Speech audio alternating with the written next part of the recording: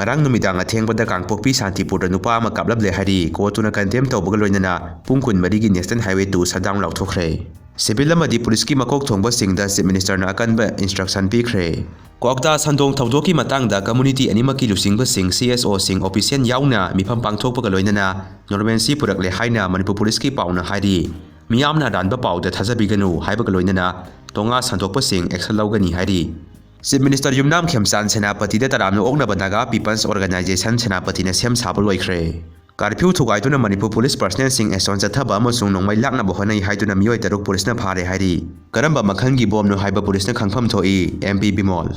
Manipur state ta kayam kuina siba masing thian khigani Rahul Gandhi. Kanglatongbida hauji kanna attack tarokle haina Rambai Tenggon gilusing puren waribo karungan ba khomanna pung kharagi mamangda thamakhibani. Kotuna National Highway 2 Imphal Dimapur lambida kaukiba pung 14 gi shutdown handokhre.